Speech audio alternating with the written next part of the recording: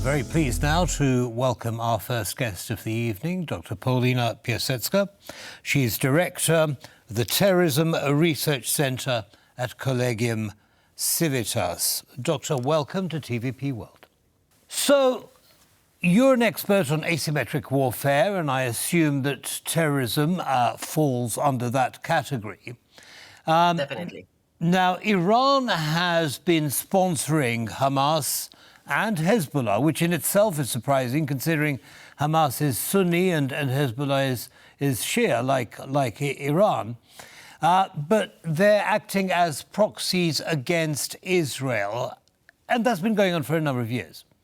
How effective, in your opinion, Doctor, has that strategy by Iran been? Well, I think that what we definitely need to include in our analysis of what's happening right now and how effective the strategies and tactics that are being used by the participants of the conflict are is the evolving nature of the conflict itself and the evolving nature also of the international environment. What we do need to take into account is the fact that there are definitely more actors in international relations right now than just Iran that might be benefiting from the destabilization in the region.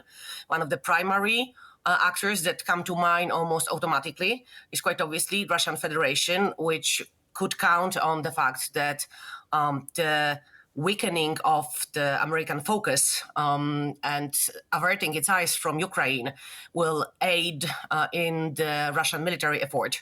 The next question that almost jumps to mind is whether or not there might be some benefit from this next point of hotspot maybe in international relations, how beneficial it might be for the Chinese People's Republic.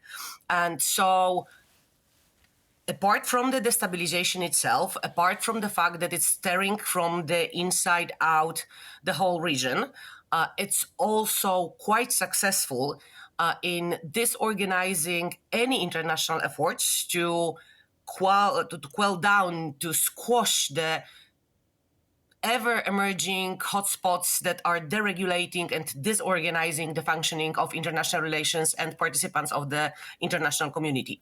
Certainly, I mean, one can see that, and you can see that there is a common goal, I suppose, between the countries that you mentioned. But I just want to go back to Iran for a second.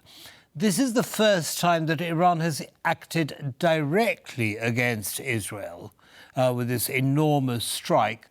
Why has it done it differently this time instead of using its proxies as it has in the past?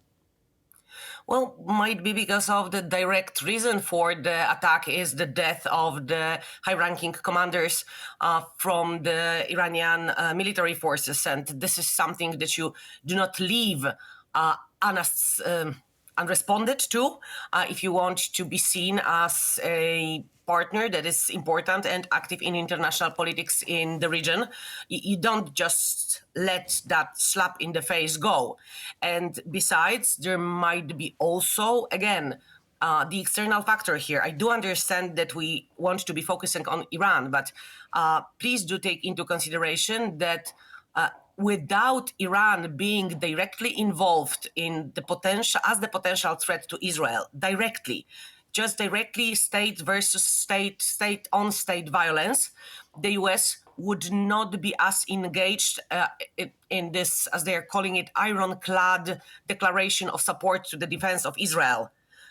This is not asymmetric warfare. This is the threat of wiping the Israel from the map of the region, which is definitely something that would force the US to focus heavily on the region, even more than it does so on a daily basis.